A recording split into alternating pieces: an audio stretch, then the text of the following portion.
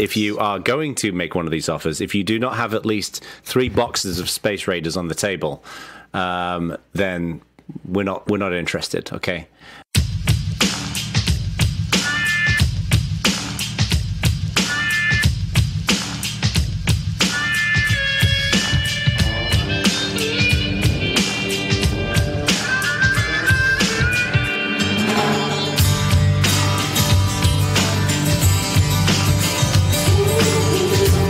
Hello, everyone. Welcome to Bad Voltage, show 28 of season 2, released on the...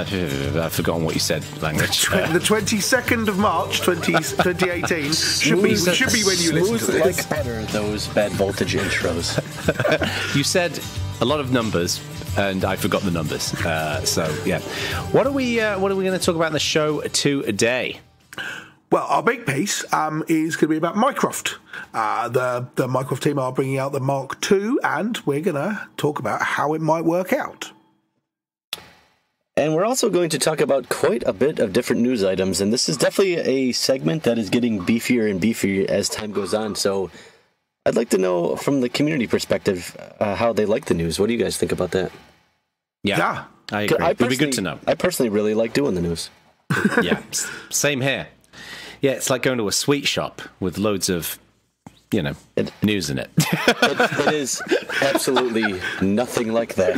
But despite that horrible analogy. And now, sweet shop voltage. I'm going to leave it at that one.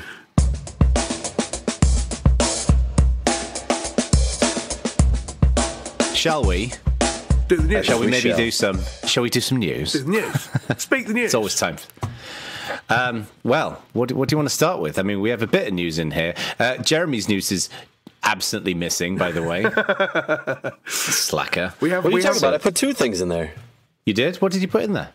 I put Uber self-driving, and I see Stuart removed it and then added it under his own name, which was a little sneaky. Oh, did I? Yeah. Now I have to say, can't trust him. When I looked at our show notes, it looked exactly like last time's, so I just deleted it all and put stuff in. But I see under news, under Jeremy, I added my news stories. Oh, sorry.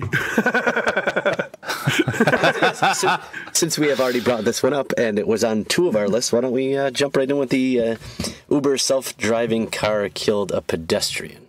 Yes. All right, go on then. So, this is not the first case that someone has died as a result of an autonomous vehicle, but we have spoken at length about kind of both the technical side of this and the human side of this. And basically what happened here was an Uber self-driving car that had a driver in the driver's seat, which is still mandatory, at least in the U.S., hit a pedestrian. What had happened previously is someone was using a Tesla in a way that you weren't supposed to use the autonomous driving. It didn't detect, a sensor failed on detecting a semi that was white, and the car went underneath the semi, and the driver of the vehicle died. In this case, the Uber hit someone that was outside of a crosswalk, right. And from what I've seen, and it seems to be a story that's updating right as we are recording this, but the preliminary indication is that if the autonomous vehicle was a person, they would not be charged. Oh, okay. Okay, that's interesting. It does seem to be updating a lot. That changed by the time this actually is being listened to, so... Yes. This is a very, very breaking news story indeed. Yes.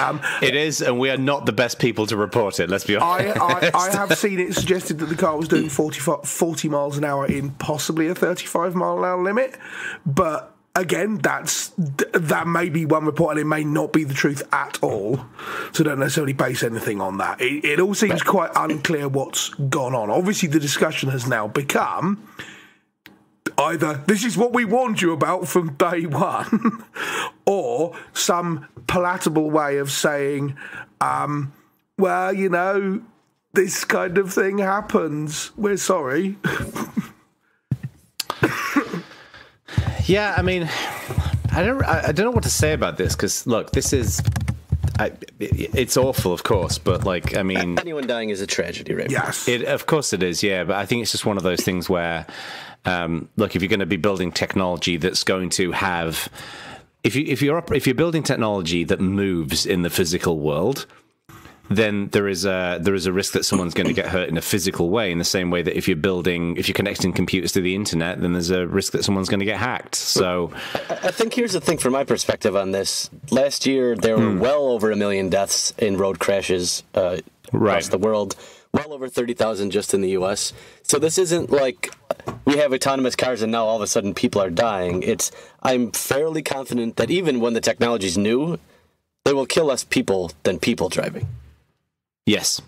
I agree. That is certainly the hope. Yes, certainly based in California, where people drive like crazy people. Yes, and as someone who lives in snow, like every time someone in like a pickup truck that's rear-wheel drive with no weights in it flies by me in the snow going 90, I would like to presume an autonomous vehicle is not going to do that. One would hope not. So there is a question about whether this is being rushed into. I think most people, unless you're massively against the whole idea of autonomous cars, most people would. People are, to be clear. Yes. Oh yeah. I think most people would say the optimal rate of deaths is 0, obviously, but if we reduce the number of deaths from driving, that's on balance a good thing. That doesn't make each individual death unfortunate. There is a question about whether we're testing it too far. You know, whether we could reduce even these few deaths that have happened by being more careful about it, rather than a desperate rush to be the first people to put one on the market. The tricky thing there, I think, is no matter. I mean, first of all, we don't know. That's a question that's almost impossible to answer. Yes. Right? Is we don't know how. It's impossible to know whether we're going at the right pace. And I'm confident that any company that is investing in this technology is going to great levels of care to make sure that this kind of thing isn't going to happen. But there are tragedies, right? And it's a shame, but I think technology marches forward, and eventually they'll figure it out. But I agree with Jeremy. I think in the long view, this kind of technology will have a better, broader impact for humanity than letting Muppets drive cars. Of which I consider myself to be one of those Muppets, by the way. I'm not suggesting I'm a great driver, so I'm not. And I mean, we've covered this before. It's very difficult. The thing that's it's difficult to even think about, but there has to be some amount of programming in there, knowing that it's going to kill someone, what decision it will make to do that, and not try to kill more people, for example, and stuff like that. So it's definitely an area of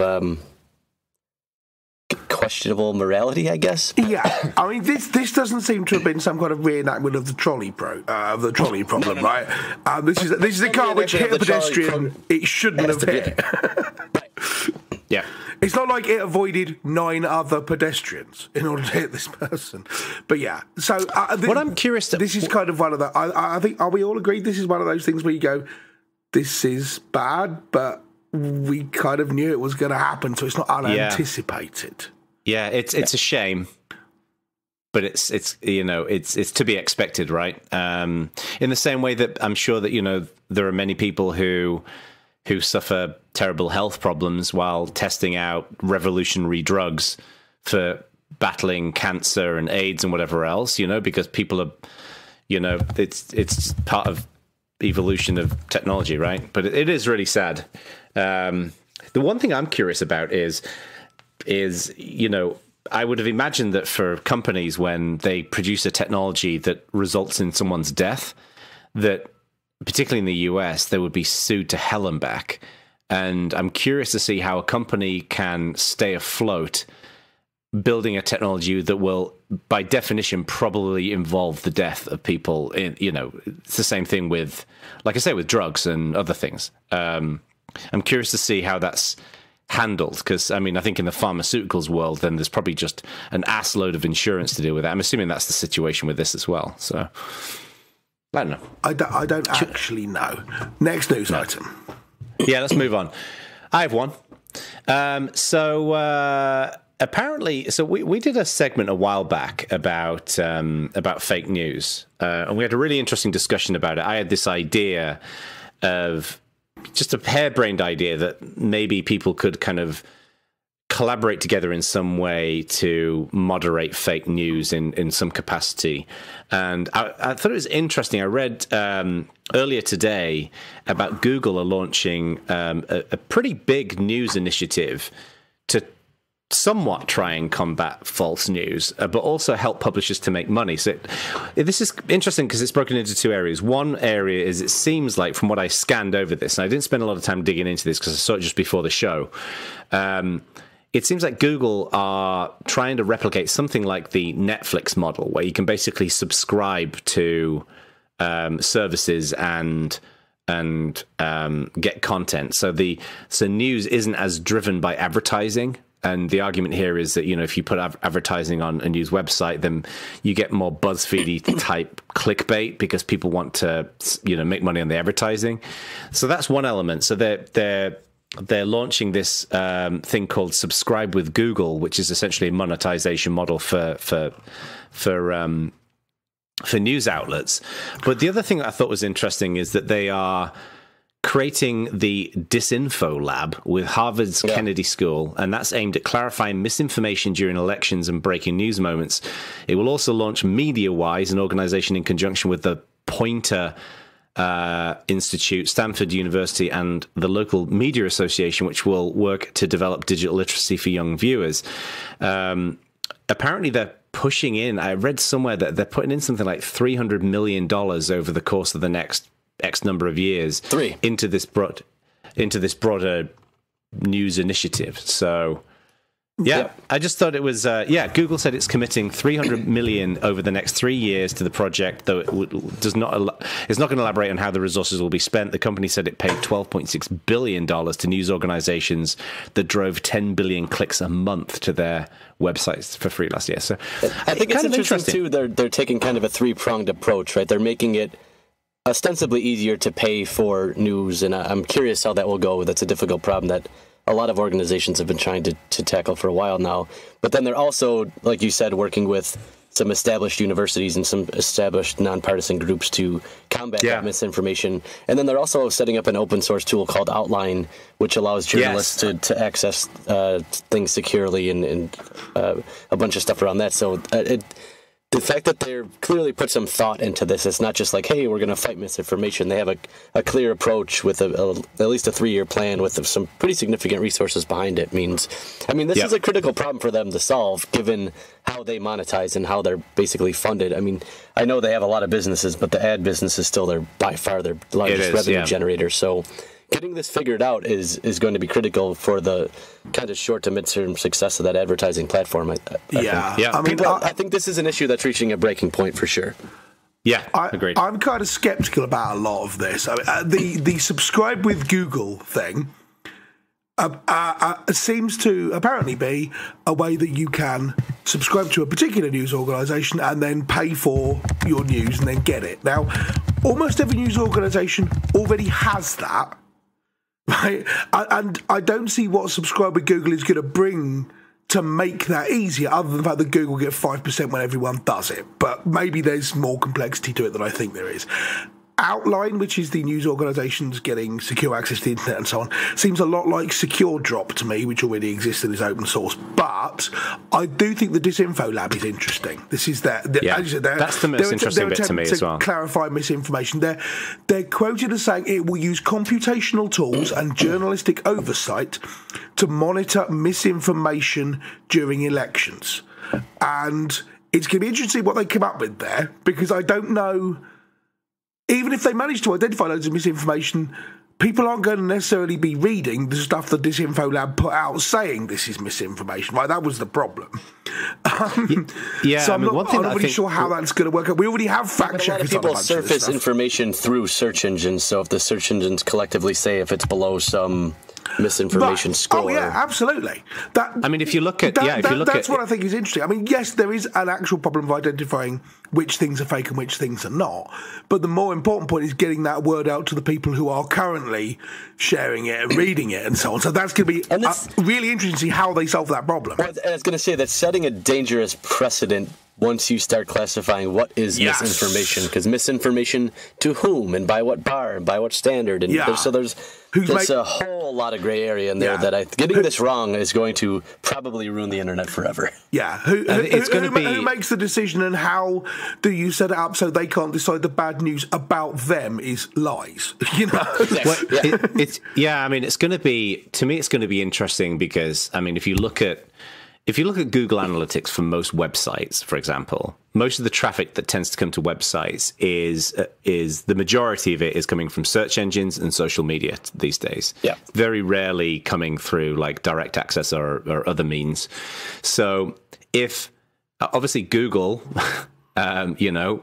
most popular search engine in the world, if they can help to rectify this issue, I think it will have a tremendous impact. And likewise, if the social media, the Twitter and Facebook, despite the Facebook news, which we'll get onto, seem to be recognizing that they do have a role to play in this issue around fake news and disinformation. So I'd like to think also that this will somewhat apply some pressure to these other organizations that they need to do something as well. I'm, like you, curious to see exactly how this works. And I'm also curious to see what inbuilt protections are made, because what's going to almost certainly happen here is a lot of people are going to look at the whole incident that happened with James Damore and the diversity memo.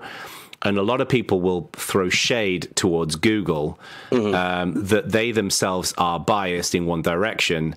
So I'm curious to see how they're going to build into this any potential accusations that Google themselves will be building bias into the actual program itself. Right. So, because any organization would have to do that. Like if Fox News were going to run something like this, they'd have to have sufficient provisions to protect the program from themselves. To demonstrate that it was, in fact, fair and balanced, yes. Yeah. Fair and balanced. But one of the interesting things there is that Google, on the one hand, are providers of a search engine by which you find content and you see what gets surfaced and what doesn't. But with YouTube, they're also a collector of that content and direct people to various other things on. And you'd think they'd have more control over what YouTube does than what Twitter and Facebook do. So one early indicator of whether this program is successful or not is whether YouTube gets dramatically better all of a sudden. I mean, there has been huge controversy about Google's operation of YouTube in recent months. Oh, absolutely. I mean, we talked about it a few shows ago, and it's kind of constantly going on about how much YouTube is a part of this problem. It's not just Twitter and Facebook.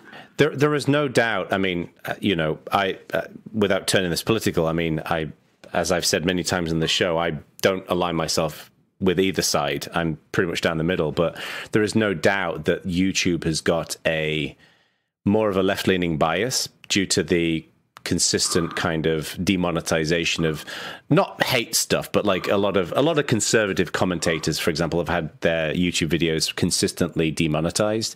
So I'm curious to see again. I like your definition of not to turn this political while making the most political statement possible. Yeah, that was a fail there. Well, I think sharing my opinion is not necessarily what I'm saying is I'm going to share my opinion, but I'm not going to turn this into a big political discussion about whether the rights or the wrongs of that. I'm just saying that that's been consistently reported in the press, that there's been more of a left-leaning bias at YouTube. But I think you're right. Like if we start seeing the balance forming in places like YouTube, if we start seeing the balance forming elsewhere, I think that would be good. But I just don't know how they're going to accomplish this. I trust that Google will do the very best that they can to get the best outcome here. I don't buy that Google is this big kind of like left-leaning conspiracy against, the right wing. I don't believe that for a second. But there's, we'll see. The proof is in the pudding, right? So. And I think the other thing that's interesting here is Subscribe with Google is basically the reverse of, what was it, Google Contribute? Yes, Google Contributor. Contributor, which did not do well. As far as I can tell, hardly anyone even heard of it. Nobody used it.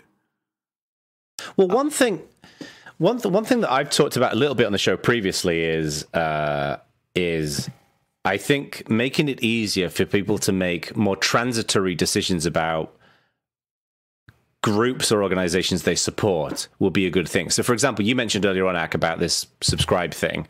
Right now, yes, I could go and subscribe to the New York Times, the Wall Street Journal, whatever else, but I'd have to go in, and probably there's going to be a commitment for a certain period of time. I've got to enter my credit card details, and it's a process to subscribe to something. If I could, for example, be able to press a button and subscribe to something, you know, for either an article or for a month or for a couple of weeks, and it's easy for me to jump between these different things and select which things I'm subscribing to. So it's almost like micropayments for these different publishers. I think that would be really cool.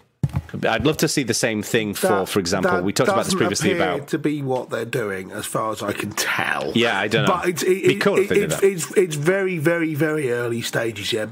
But they're not talking about one-off payments or even short subscription. They seem to be talking about a longer-term subscription. You're just paying via Google, which is not significantly easier. It's not very exciting, is it? No, and yeah. I don't see what's going to be different that's going to make people do this.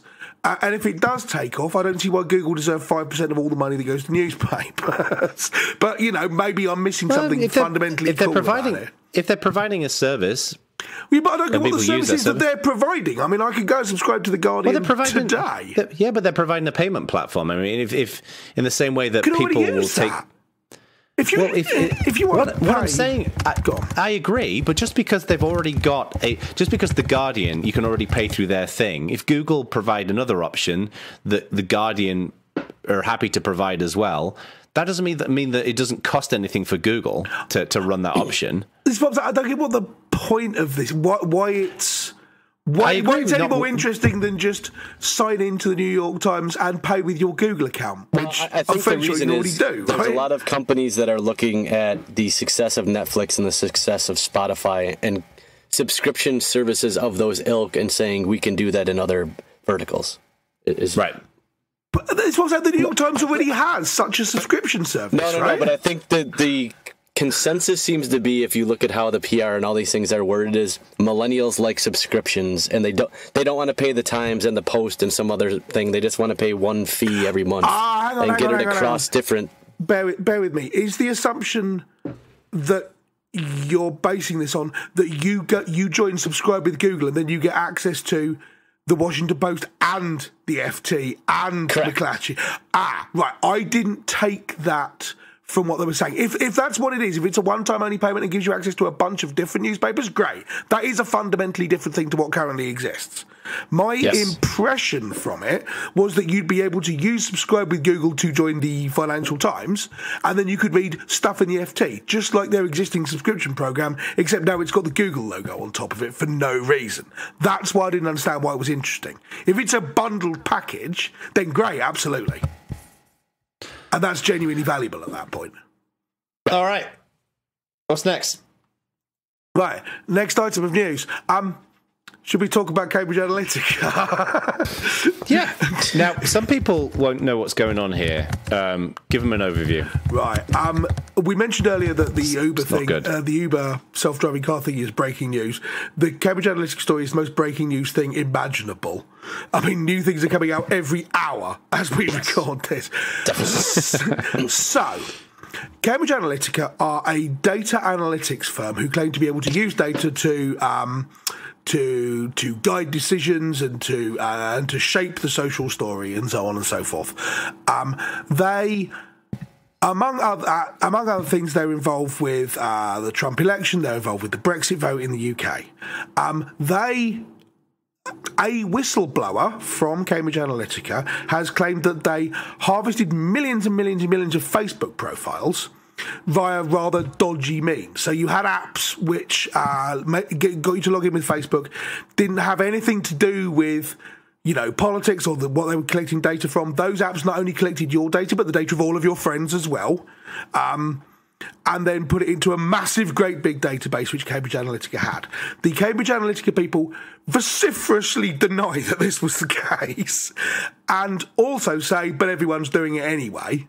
Right? They're on record as claiming they didn't use Facebook data at all to guide this kind of information when apparently they did. It's not clear whether they did anything wrong. If they did something wrong, whether it's them that did something wrong, or it's Facebook doing things wrong for allowing this in the first place, whether Facebook do actually allow it. Should Facebook be doing more to prevent it? Does this mean that you've got a company who are pushing people to voting for things they shouldn't do? Is this anything to do with the army of bots on Twitter which retweet stuff, etc., etc.? This is a really, really, really big thing.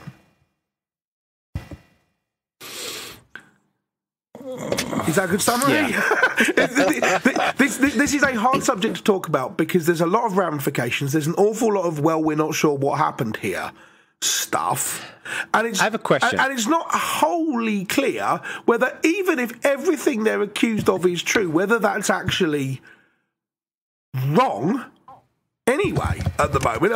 I think a lot of people would like for it not to be the case, but that doesn't necessarily mean they did anything wrong at the moment. I have a couple of questions because I've been following this at a high level, but I've not dug into it in a great level of detail. So this Cambridge Analytica, when they've been harvesting this information, is this primarily, I mean, this is just public information, right? This is stuff that's on people's profiles. Not really, because it's data which you can get if you're friends with someone. But what was happening was people saying there was a quiz app, among other things, and if you signed this quiz app, it would pull data from your profile, but also all of your friends as well. And there was quite a lot of data they could get access to. Now, Facebook have tightened up which data you can get from them, but it's not clear whether they did that because people were reconstructing the social graph, or because they don't want people to do this, or what. Let me understand this more correctly. So if I'm Cambridge Analytica, I create this quiz app, right? Yeah. I put it on Facebook. Stuart Langridge, who doesn't really use Facebook. I'm not a good example, but go on. Let's pretend you do. All right. Stuart Langridge goes and does the quiz. Yeah. It pops up the thing saying, Facebook, Cambridge Analytica quiz app would like access to fucking everything. Allow or disallow, and you click allow, right? Because you don't read it. Yeah. It gets all of your information, but you're saying that then it would get information from me as well. Yes. That's as I understand it. Yes. On earth, that doesn't sound viable to me. I would have thought that Facebook's inbuilt permission system would not allow that. Well, there are a couple of things here. First of all, I think you are a naive child. Secondly, leaving that to one side, they didn't harvest all this data yesterday. They've been doing it over time, and Facebook have tightened this stuff up over time. Right? So that may make some difference. Now, as I say, there is concern that Facebook did that because people were basically able to reconstruct the graph, the social graph, without actually connecting to Facebook to do it. Now, the whistleblower bloke, Christopher Wiley, his name is, he said, we had data on millions and millions of people. And we're able from that to predict the kind of things they read, the kind of things they looked at, where they go for news, all this kind of thing, right? But again, we don't know whether what he's saying is completely the truth or what, right? This is all, as I say, it's very fast-moving story. Let us be clear on this. If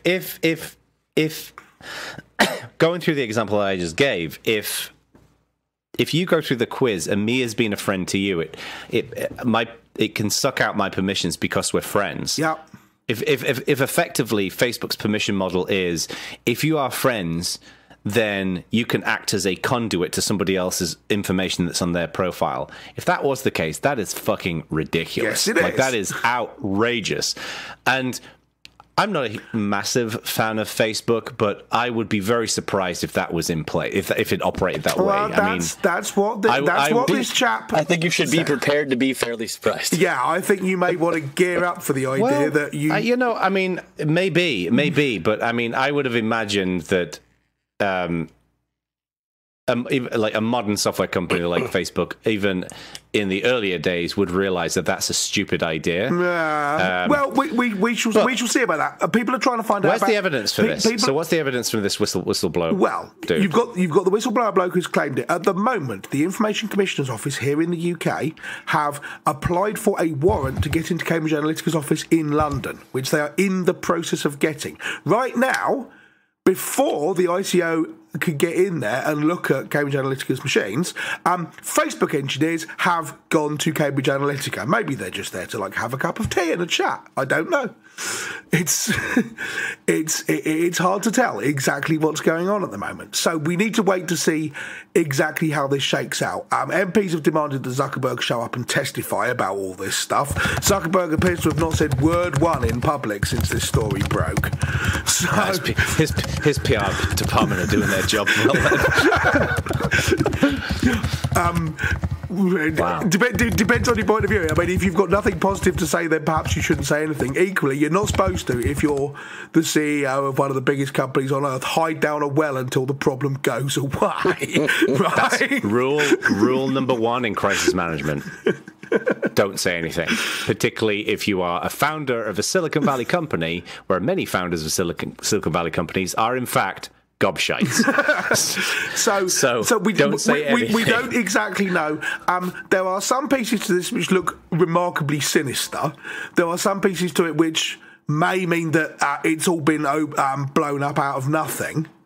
And it's hard to tell exactly where the truth lies at the moment. Can I make a prediction? Because, all of our predictions are usually quite good.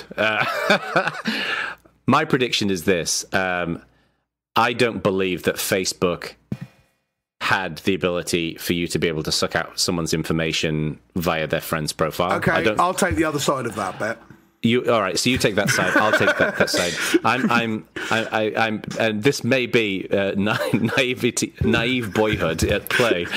I think what's happened here is Cambridge Analytica will have been basically screen scraping as much information as they could get from everybody's. They've basically been sucking down public information, which there is still an open question around that, of course, whether that's okay and all the rest of it. And we've discussed this before on the show, but I think that's going to be I think Facebook will come out of this that there was no subterfuge at play. It was Cambridge Analytica basically sucking down public information and utilising it. I am more than happy to take the other side of that bet. Yeah, let's see. I'm curious to see what's happened. Jezza, where do you fall on? Yeah, where do you fall on it? Oh, no, strongly to the other side. As into Axe side? Correct. Oh, yes. Okay. All right. Well, we'll see what happens. I think I've made my opinions on Facebook's business methodologies pretty clear in past shows. So yeah, you have. It should surprise absolutely nobody. You have indeed. Next time I do my privacy talk, this might come up in a slide or two. I think this whole brouhaha. So next piece of news. Next bit of news. Next bit of news. I have a little bit, which is from NVIDIA. So NVIDIA and Microsoft have decided to collaborate in something called RTX, which is real-time ray tracing in DirectX to produce cinematic quality real-time games.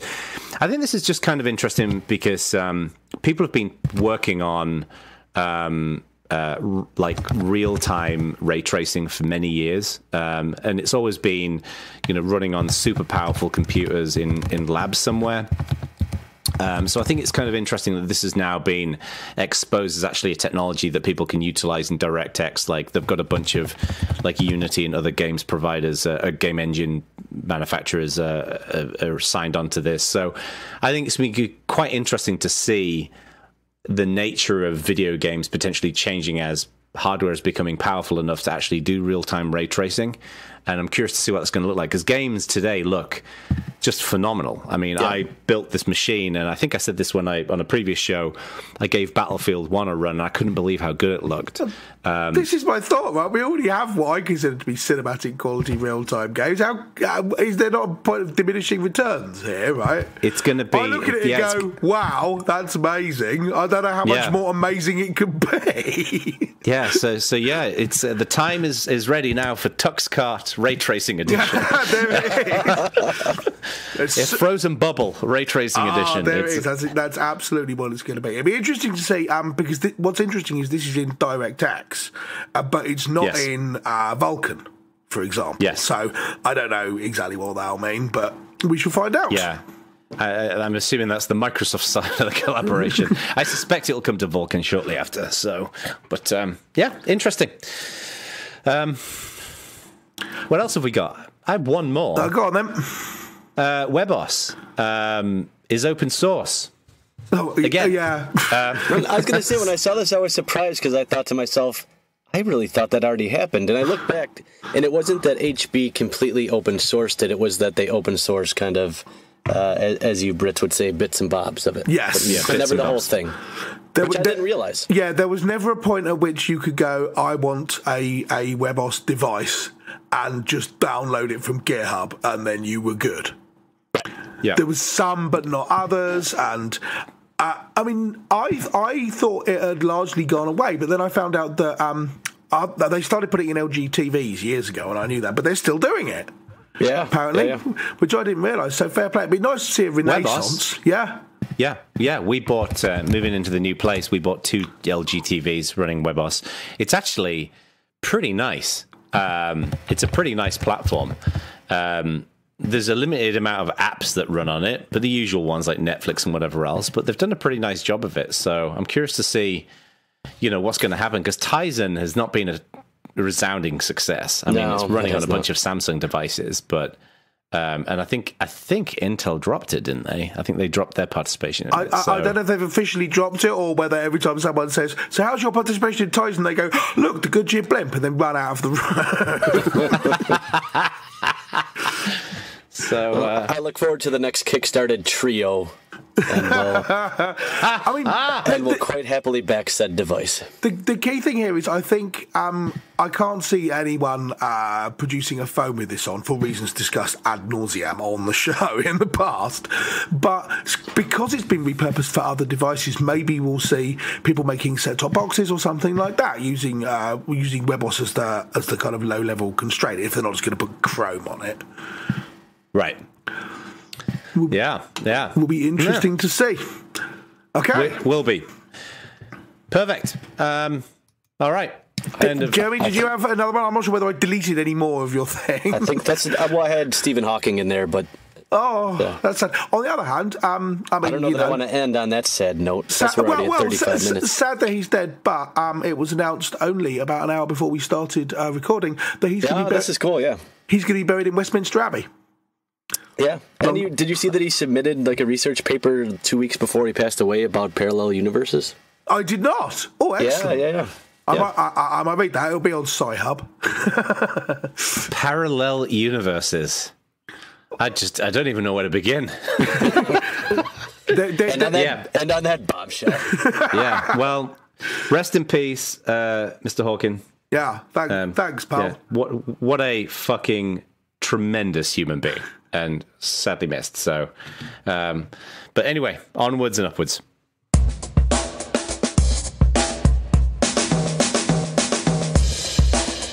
So, Mycroft. Now, we've spoken before on the show about the Mycroft project. Some of us bought the Mycroft Mark 1. What this is it's an open source based home assistant. And they put out the Mark 1, it got kickstarted, it arrived. They've now kickstarted a Mark 2, which has been pretty successful on Kickstarter. Yeah. And I have opinions about Mycroft after having spent a great deal of my hard-earned money on Mark 1.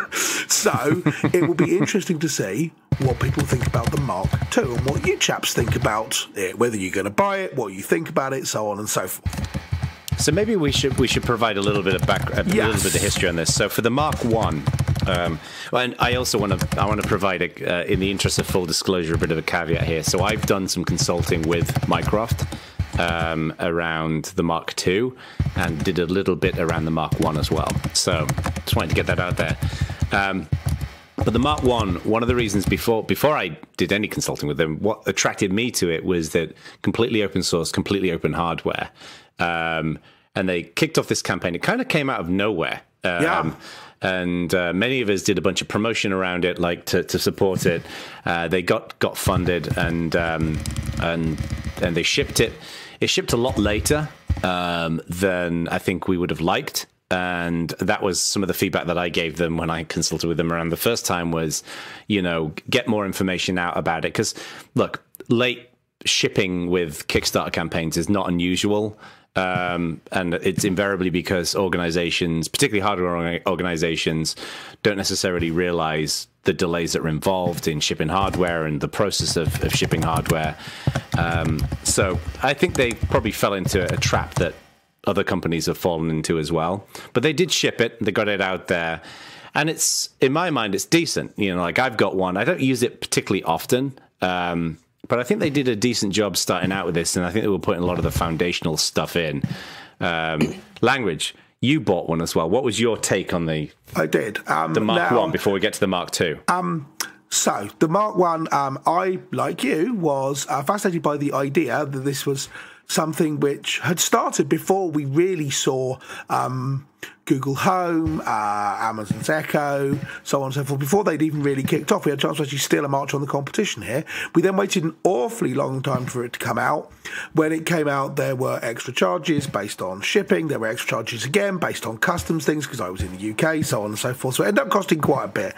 And when it arrived, there were various ups and downs and things with how one set it up and so on and so forth. And what started off looking like quite a cool device when they originally spec'd it didn't look quite as cool by the time it arrived, and people had an Amazon Echo, which was smaller and slimmer and with a better quality speaker and for considerably less money and so on and so forth. But I could have let all that go to one side, right? Because we had a thing which was competitive, and it was all based on open source, and it was done by a company who were doing the right thing, and so on and so forth. The big downside with the Mark 1, from my point of view, is that it's shit. It's a nuanced point from Mr. I consider myself reasonably up to speed with the Home Assistant world, right? And Mycroft's speech recognition and the way it approaches things and the way it's controlled and everything, and all of that is bobbins, all of it. I've tried using it really hard, and you can't get it to understand anything. There is a legendary video done by a friend of the show, Alan Pope. Is this the beans video? It's the beans video. We have to link it in the show notes, where he says, Mycroft, what are beans? Right?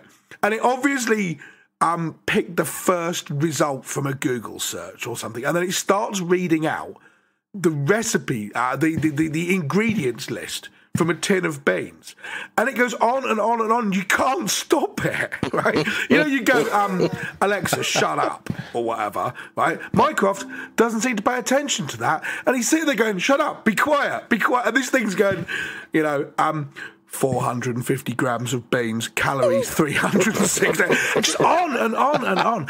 And I spent some time. I mean, I even tried. I ran the Mycroft software on my local machine before there ever was a Mycroft hardware platform to put it on, right? Mm-hmm. With the intention of getting involved in this. It's rubbish. It recognises nothing. I can't even get it to do simple things like Mycroft, what time is it?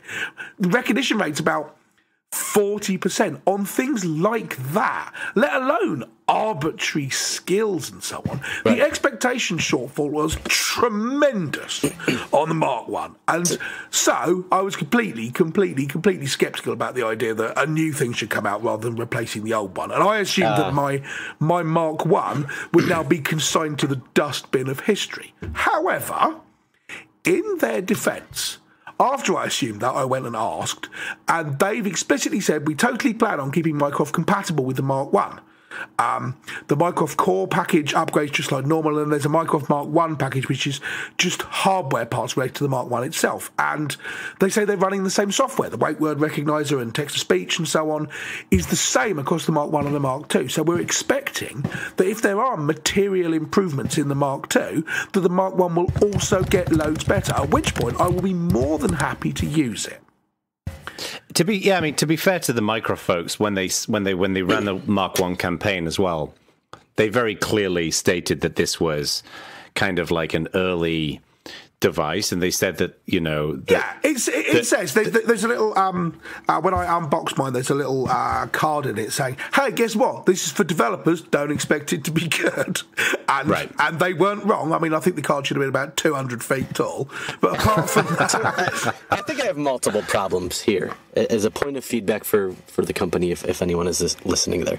I don't think there's anyone on the planet than me, and collectively as a group of us, that would absolutely unequivocally love a completely open software, a completely open hardware, privacy-focused digital assistant that's loaded with features and it is increasingly intelligent. There's an open software stack behind it. I desperately would like for this to exist. Yes. Yeah. Yeah. Yeah, it's brilliant. The concept is fantastic. That's what I meant about the expectations. Part of my issue is their messaging and their expectations. I think when they failed so spectacularly at the first Kickstarter, going back to Kickstarter to me, I just don't like that. It doesn't feel right to me, right?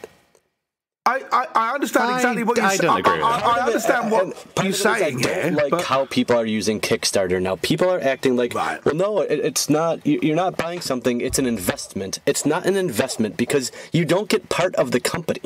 What you're doing is you're paying a smaller than normal amount of money as a bet that this thing will exist in the future and you'll get it as a discount. That's not. I've not seen anyone say that. Everyone says you're investing in the future. You're not.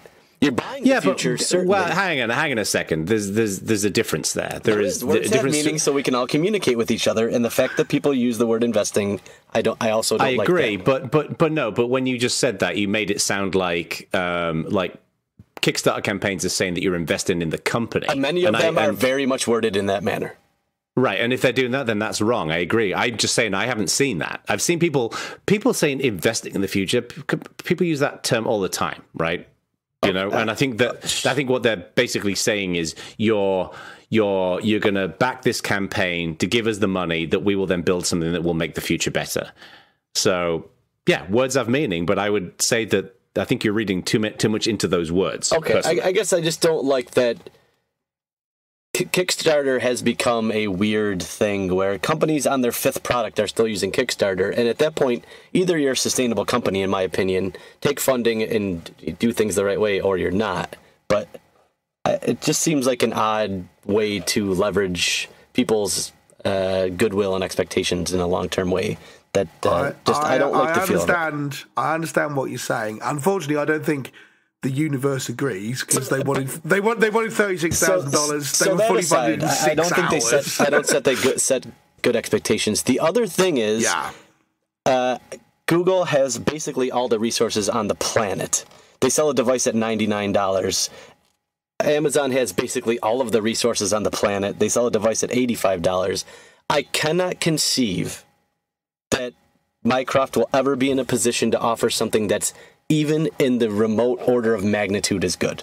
It seems impossible for me at the rate that especially Amazon is innovating in this space. It doesn't seem like a viable competition.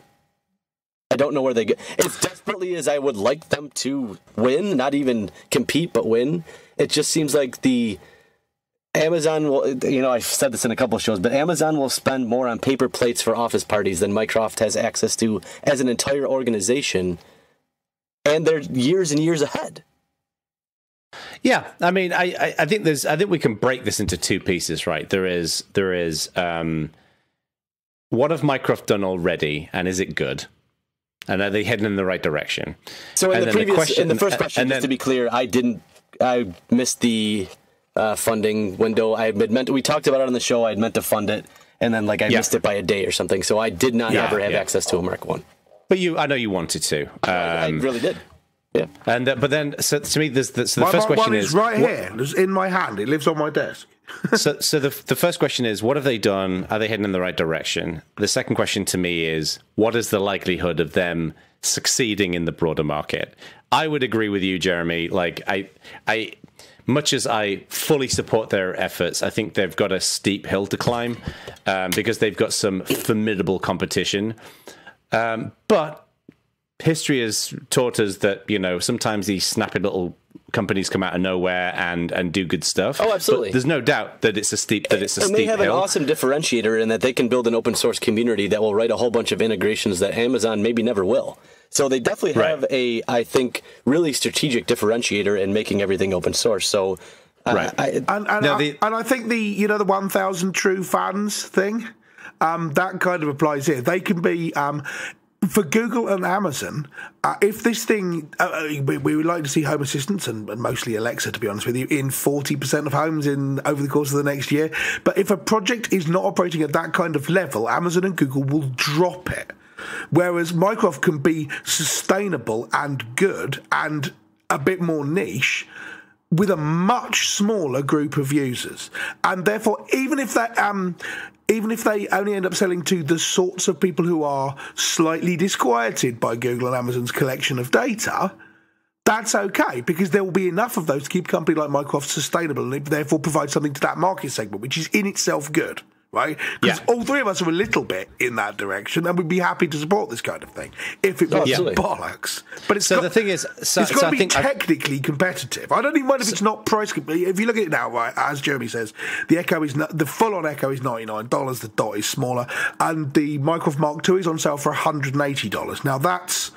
Sorry, the Mark I is on sale for $180. That's twice as much money, but they are going to have larger overheads. They are a smaller company. And I'm okay with that. To be clear, personally, would absolutely pay more for this. Yeah.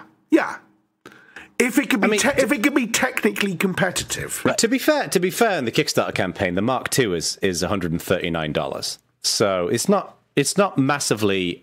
It's more expensive, of course it is, but it's not crazy out of whack. Remember that's a Kickstarter price, though. But also remember that the Mark II, that's the Mark II with a screen. No, right? the Mark II with the screen is $179. And what's the expected shipping date? Hang on. Unless you're wrong, Ak. The Mark II with it's 189 is the Mark II, which includes the camera. Okay. Oh, the camera. Sorry, what did you say? Screen. The Mark II, the base Mark II has got a screen. It's $139. Right. Yes. So I would say it's more comparable to like the Show. It's more comparable to the Echo Show. Yes. How much is the Echo Show in dollars? Do you know? You'd have to check in dollars. The Mark I is currently on sale for $180, which is directly competitive to the Echo, which is $99. So the Mark I is currently approximately twice the price of its Amazon. The Echo Show is $229. Right. In that case, the Mark II depends on how much it goes up when it stops being a Kickstarter. Although it's actually closer to the Echo Spot, which is $129, which does have a screen but is smaller.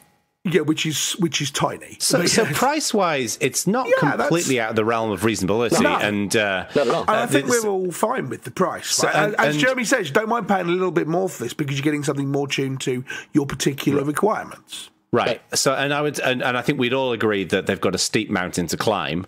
So the big question is question number one, which is, are they doing a good job within the parameters of what they've been doing? Now, I haven't used the Mark I for a while, I'll be honest with you. And I've never used the Mark II. And I haven't installed updates on my Mark I. Ak, have you installed the most recent update on the Mark I? That's going to be the question. I do not have the most recent update, and I want to get that and test it and see if it's improved as much as they claim. Because that's the key thing. I mean, I think we'd all agree that they're unlikely to be as businessly competitive as we might ideally like them to be, just because they don't have the reach that Amazon and Google do. But can they be technically competitive is another question. Based on what the Mark I was like before, the answer is an emphatic no.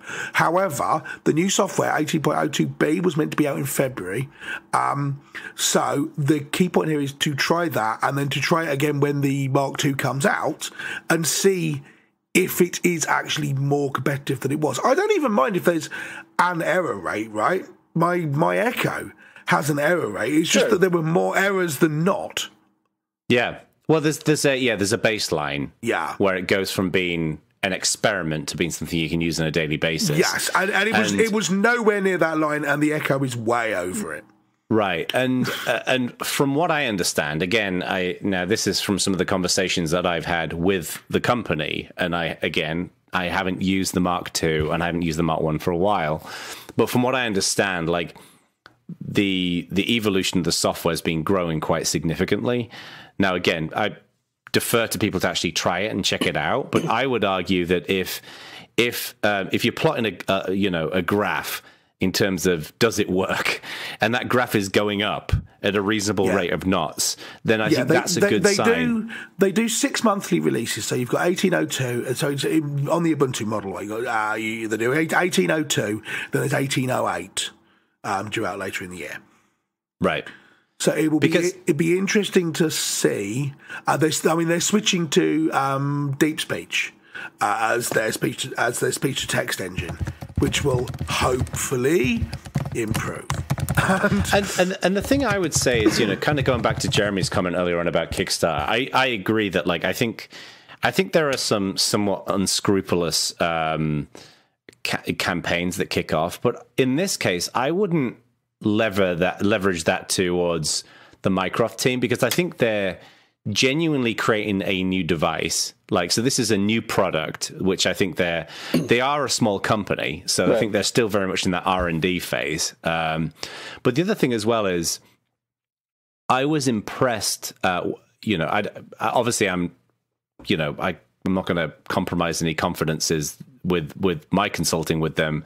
But one piece of feedback which they were very receptive to that I gave to them was, you've got to be realistic about the reaction to the Mark I campaign, and you've got to be honest about that in the Mark II campaign. Don't hide things that went wrong in the in the first campaign. Be upfront about them and provide assurances around them in the Mark II campaign. And they were very receptive to that. And to be very clear, I don't think there was anything in any way, shape, or form unscrupulous going on in this particular case.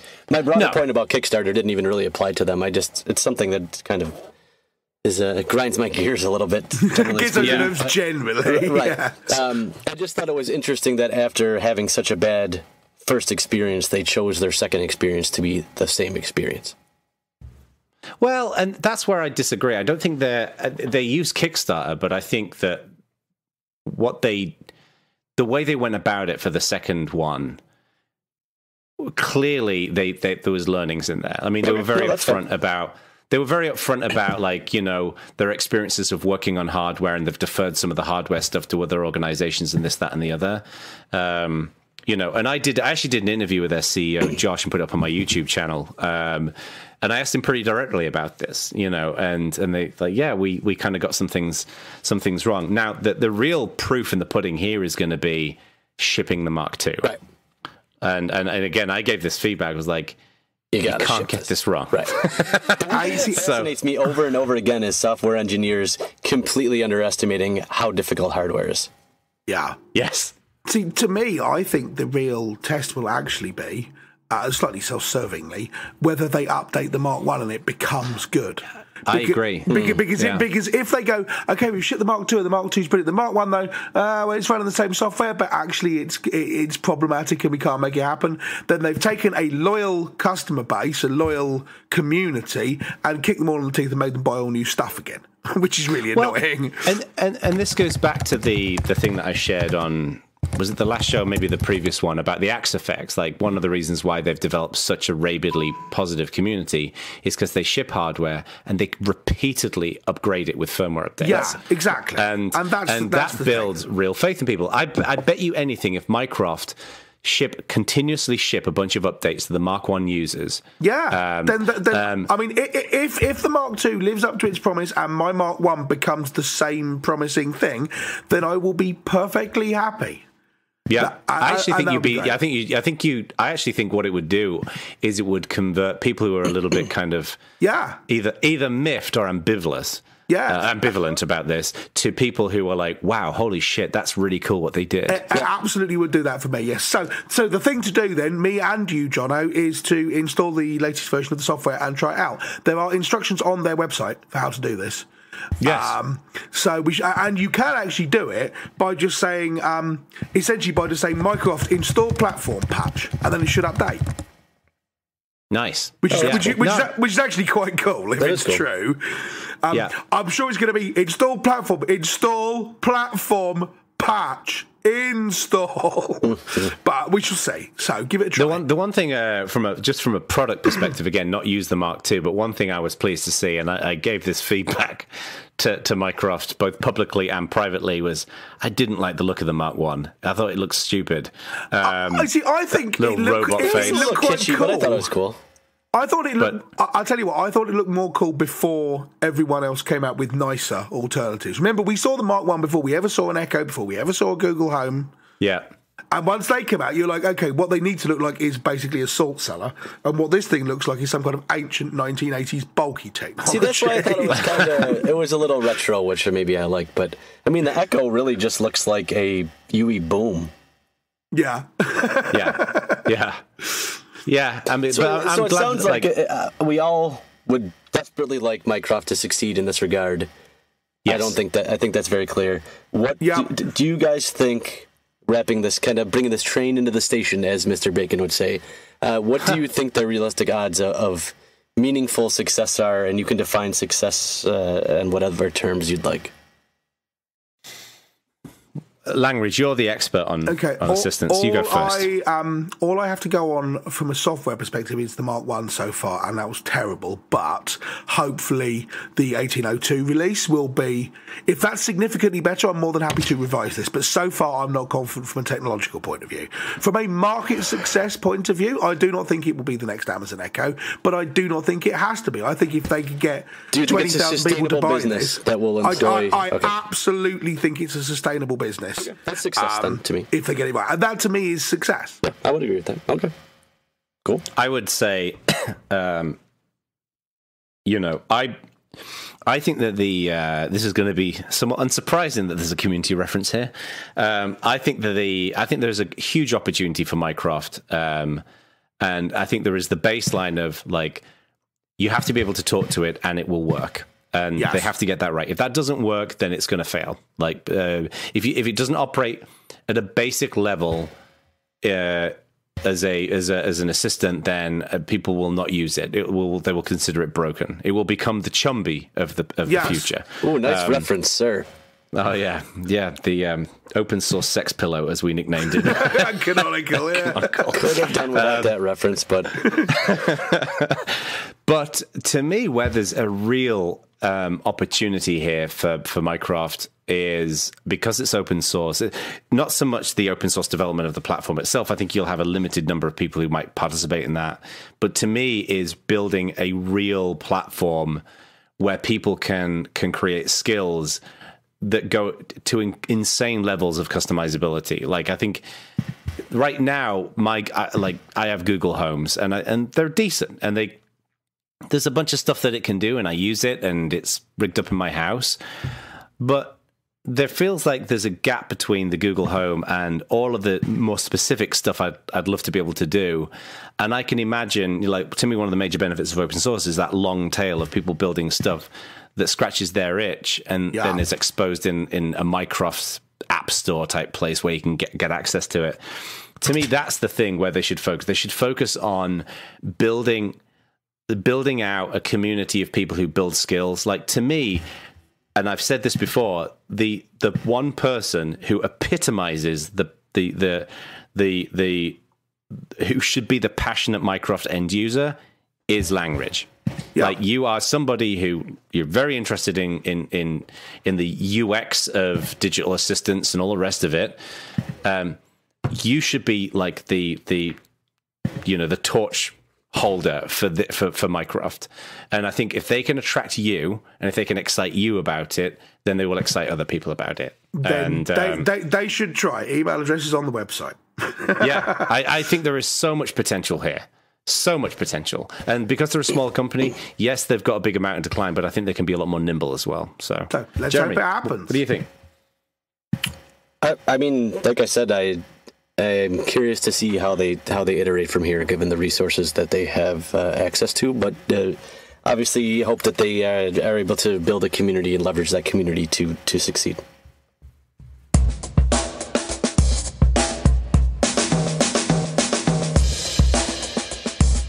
There we have it. We have another show in the can. In the can, yes.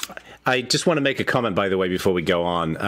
Sometimes we get people who reach out to us with various opportunities for, for example, buying the forum or sponsoring the show. I can't believe we have only had one person offer to buy the forum, to be clear. And you will be pleased to hear that forum posters in our community that we immediately sold up. No, we didn't. The forum is still ours. This is going to be a bit of a test to those of you who may be interested in purchasing the forum or sponsoring the show. there is a Space Raiders requirement that if you are going to make one of these offers, if you do not have at least 3 boxes of Space Raiders on the table, then we're not interested. Okay, so just wanted to make sure that was clear. There will be a large number of people, basically anyone who's not our age and from the UK, who'll be thinking, what are Space Raiders? And I believe you should have the joy of going and looking them up on Google yourself. Yeah, we won't. And so you can also, we'll make it easier for you, type in Space Raiders snack, okay? And you'll find it. Pickled onion is the only way forward. Yeah.